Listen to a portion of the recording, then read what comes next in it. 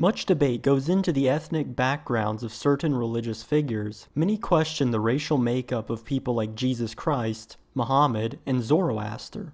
But today I want to take a look at the possible ethnicity of Siddhattha Gotama, aka Siddhartha Gautama, aka Shakyamuni, aka the Buddha. Before I get too ahead of myself, I need to address a few things first. For one, there's quite a bit of my fellow Americans out there who think that Buddha is a fat Chinese man because they see the so-called fat Buddha statue outside of every Chinese restaurant they've ever been to.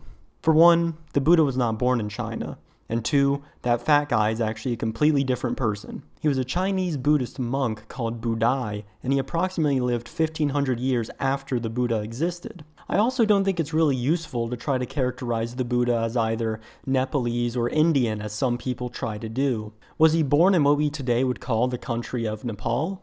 Yes. Was he a part of what we would label ancient Indian civilization? Of course, but to describe him as either Nepalese or Indian would be anachronistic and imprecise. These are two labels that describe modern nationalities and not ethnic groups from 2,500 years ago. Now I want to say that I have no racial bias or agenda. I'm going to support my assessment of the Buddha's ethnicity with ancient sources as well as ancient depictions in art. That being said, it's key that we know what kind of environment the Buddha lived in and what kind of people lived around him to understand his possible ethnicity. So before you bust out your old calipers and phenotype charts, let's go back in time and learn about the context in which the Buddha lived in. According to an Ashokan pillar edict, the Buddha was born in Lumbini, which is in modern-day Nepal. Well, really his birth name was Siddhartha Gotama. Buddha is more of a title. During the tail end of the late Vedic period, this area at the base of the Himalayas was settled by a clan known as the Shakya, the clan to which the Buddha belonged. This is why he's often referred to as Shakyamuni, meaning Shakya sage. The Buddha likely spoke a Prakrit dialect, however some scholars believe that the Shakyas could have been influenced by the Austroasiatic Munda people, suggested by the fact that the name for their progenitor of the Shakyas, King Okaka, is possibly of Munda origin. Now the Shakya were just one of many different tribes that inhabited ancient India during this time. You see, by the time of the late Vedic period, Indo-Aryans had spread from the Gandhara and Punjab regions into the more northeastern and central parts of the Indian subcontinent, eventually forming a patchwork of 16 major polities, the Mahajanapada. Most of these were kingdoms, and some of them, including the Shakya clan, were organized into a type of republic known as a Ganasangha, where Raja aristocrats of the Kshatriya caste would rule over a clan in a joint council. Gotama is often described as a prince, but really he was more like the son of a US senator. Something that must be noted about the Shakya Republic, and also many of their contemporaries surrounding them,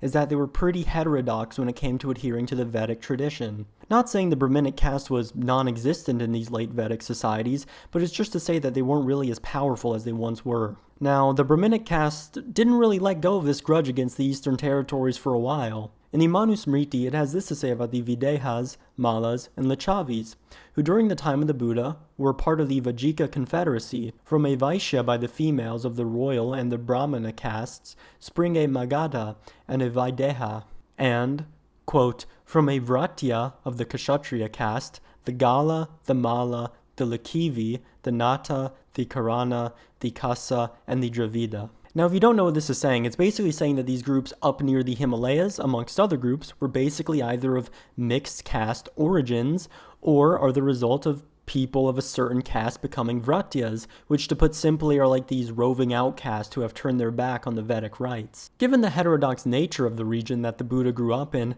it's not unimaginable as to why himself and Mahavira and, well, 5 other contemporaries that nobody really gives a shit about because they were nerds, were able to promote their own philosophical schools that ended up rivaling the Brahminic orthodoxy. So what can this simple background information tell us? Well, for one, it tells us that the ethnonym that the Buddha likely would have used to describe himself would be Shakya, specifically of the Khattiya or Kshatriya caste. It tells us that he likely would have spoken an Indo-Aryan language and would have been adjacent to, but not totally ingrained in, Vedic society.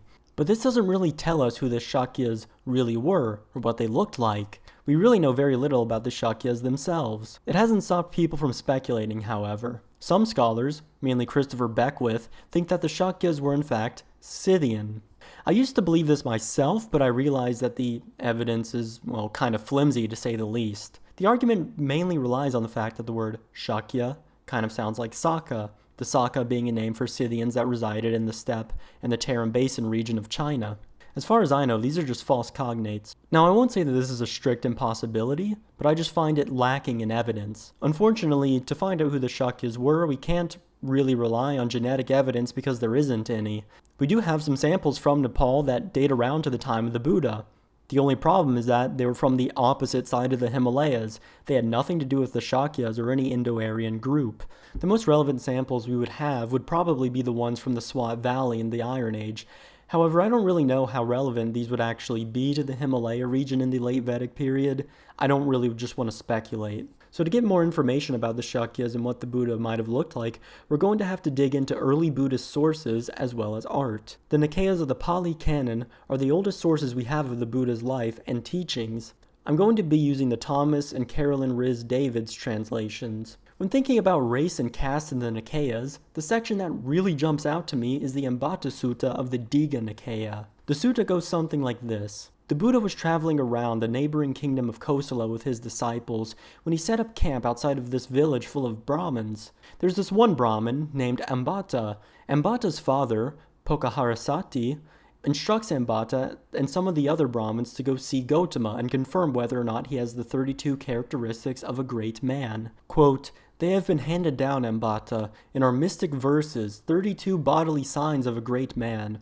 Signs which, if a man has, he will become one of two things and no other. If he dwells at home, he will become a sovereign of the world, a righteous king, bearing rule even to the shores of the 4 great oceans, a conqueror, the protector of his people, possessor of the 7 royal treasures. But if he go forth from the household life into the houseless state, then he will become a Buddha, who removes the veil from the eyes of the world." When Ambattha meets him, he acts extremely rude and keeps insulting Gotama's Shakya heritage on account of him having bad experience with Shakyas. "Rough is this Shakya breed of yours, Gotama, and rude.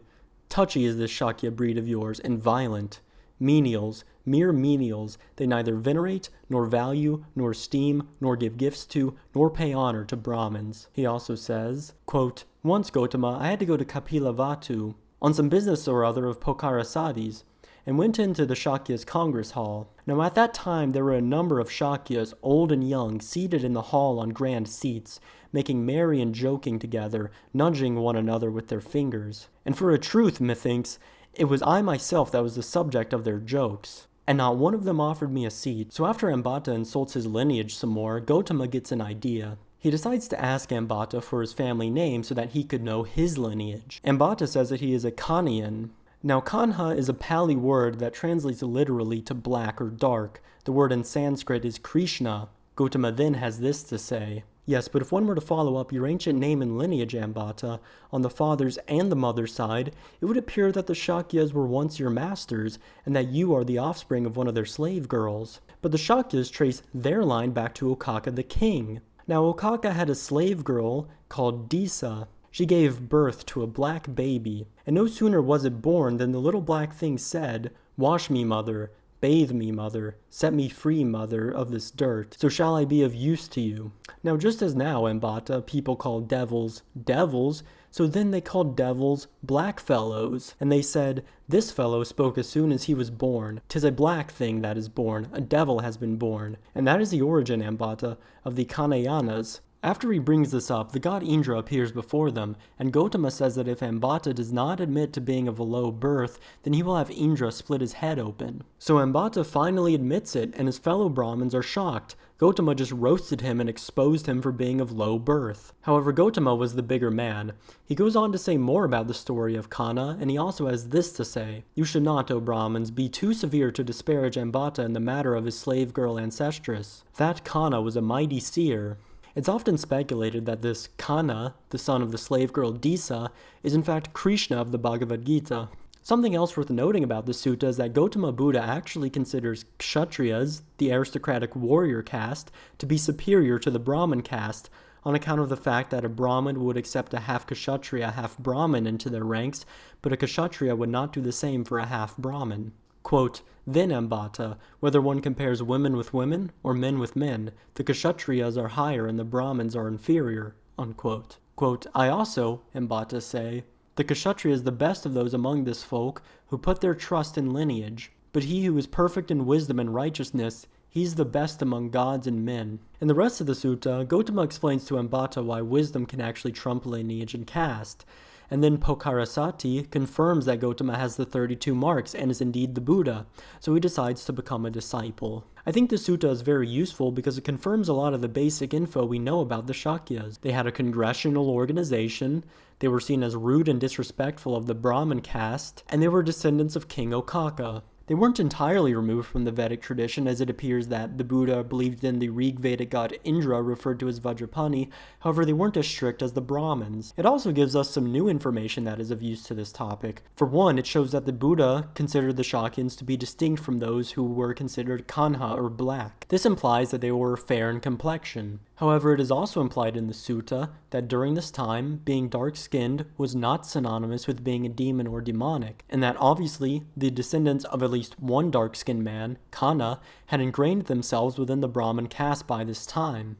We also now know the Buddha's view on caste and lineage, that Kshatriyas are actually superior to Brahmins, but ultimately wisdom is of more importance than caste. Now in the Ambattha Sutta, the 32 marks are mentioned, which are 32 physical traits possessed by the Buddha. We can actually look at these marks as described in the Lakkhana Sutta of the Digha Nikaya to determine what physical traits he may have had that could give us some clue as to his ethnic background. Now one of these traits is more legendary and supernatural, him having the image of a dharma wheel on his feet. Others of these traits sound more like bizarre deformities: arms that extend down to his knees, 40 teeth, hands and feet like a net, i.e. webbed digits, and, quote, between the eyebrows appears a hairy mole, white and soft like cotton down, unquote. However, there are other traits that give us information about his more normal physical characteristics. Quote, his complexion is like bronze, the color of gold. The down on his body turns upward, every hair of it, blue-black in color like eye paint, in little curling rings curling to the right. His eyes are intensely blue. His jaws are as a lion's. Unquote. So this sutta tells us that the Buddha had bronze skin. My interpretation of this is that his skin was either fair but tanned or olive or light brown colored. He also had blue eyes, which is a Europid trait he likely got from the steppe ancestors of the Indo-Aryan people. Now early Buddhist art confirms this phenotype as well. Most of the early Buddhist art simply uses symbology to depict the Buddha, either the Dharma wheel on a foot, an empty throne, or a tree. However, there are also anthropomorphic depictions of the Buddha as a person, inspired by Greek art from the Indo-Greek kingdom. Most of these earlier anthropomorphic depictions are from Kushans in the Gandhara region, which is what we would today consider parts of Afghanistan and Pakistan. I showed this Buddha head in the beginning of my video. It's from Gandhara from roughly the 5th century AD, now on display at the St. Louis Art Museum. What's interesting is that you can actually see some faded pigmentation on this particular work. Blue eyes, reddish lips and skin, and black hair. I tried to reconstruct it the best I could just using the 3 types of paint that remained. Of course, take this with a grain of salt. I don't know exactly how this would have looked. But also, just keep in mind that this art comes way after the Buddha died. All this really goes to show is that there is continuity between how people thought the Buddha looked and how he was actually described in the suttas. Now this is what I can definitively say on the Buddha's ethnicity. 1. He was of the Shakya clan. 2. The Shakya clans did not consider themselves to be dark or black-skinned. 3. He had bronzed or golden skin with blue eyes and black hair. In my opinion, Siddhattha Gotama, or the Buddha, was likely of mostly Indo-Iranian descent, coming from the steppe people that migrated to Iran and India. I also think it's possible and even likely that he had some Dravidian ancestry as well, considering that this was the end of the late Vedic period, and as we read, even some Brahmins during this time period had become more mixed. Now look, none of this is really all that surprising when you consider the fact that you can still find people in South Asia today that have fair features and blue eyes. However, it says something very interesting about ancient India, that having blue eyes and golden skin was a necessary prerequisite to become the man who removes the veil over the eyes of the world.